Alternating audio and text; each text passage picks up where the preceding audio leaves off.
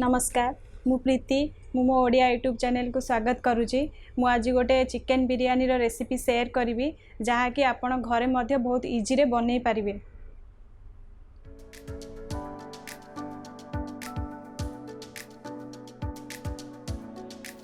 प्रथमे आमे चिकेन को मेरिनेशन करिबा।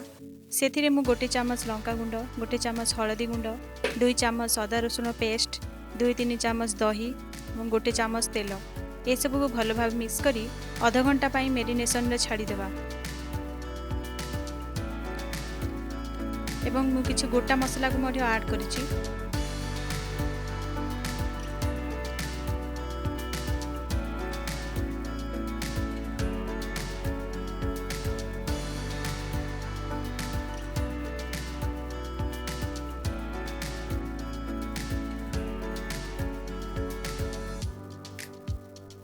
नेक्स्ट मु राइस प्रस्तुत करुची। पानी गरम हो गलानी सेथिरे मु किछि गोटा गरम मसला ऐड कली, गोटे चामच जीरा को मध्य ऐड कली, गोटे चामच घी को मध्य ऐड कली, राइस को धोई की मध्य ऐड कली, भल भाव मिक्स कली एवं मु गोटे चामच लूण मध्य ऐड कली। राइस हमर कुक हो गलानी। आमे राइस को छाणी की बाहर प्लेट रे बाहर कर देबा। वर्तमान कड़े गरम हो गलानी सेथिरे मु गोटे पियाज को ऐड कली। पियाज को तेल सहित फ्राए कली। पियाज गोल्डन ब्राउन कलर हो गलानी सेथिरे मु मेरिनेटेड चिकेन को ऐड कली।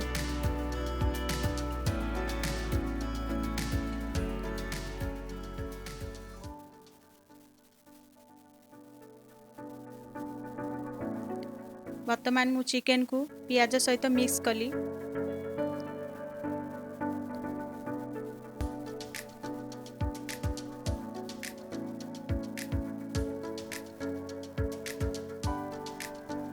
दस मिनिट पर पुणी आमे चिकेन को टिके मिक्स करिबा। देखंतु चिकेन हमर फ्राई हो गलानी।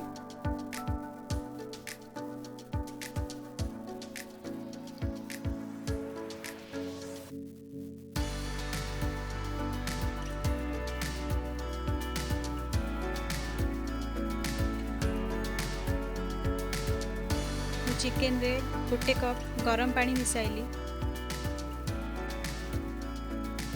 देखो चिकेन आमर कुक हो गलानी। मु एबे लेयरिंग प्रस्तुत करी। देखो मु चिकेन नहीं चिकेन ऊपर एमती राइस को मिसई देली।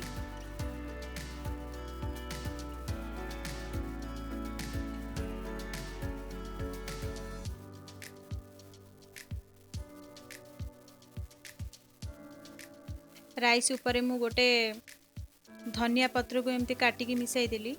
सेथिरे मु फ्राए करथिबा पियाज को मध्य मिसई देली। ता ऊपर मु मसला चिकेन को मध्य मिसई देली।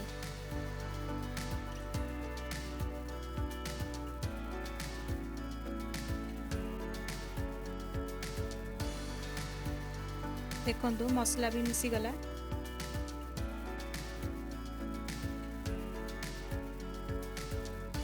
वर्तमान से ही मसला ऊपर मु राइस को ऐड कली।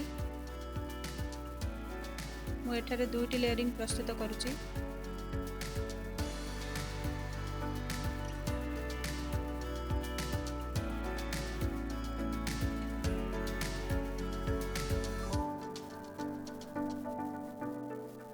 राइस ऊपर पुणी मु धनिया पत्र को काटिकी एमती मिसाई देली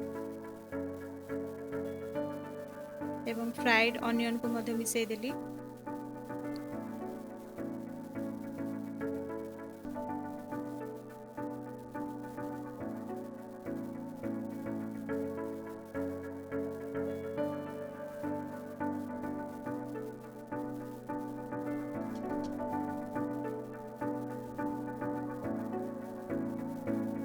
हमर एठी तावा गरम हो गलानी। मु वर्तमान 10 मिनिट कुक करुची। शेष में मु गोटे चामच घी ऐड कली। देखंतु हमर चिकेन बिरयानी प्रस्तुत हो गलानी। धन्यवाद।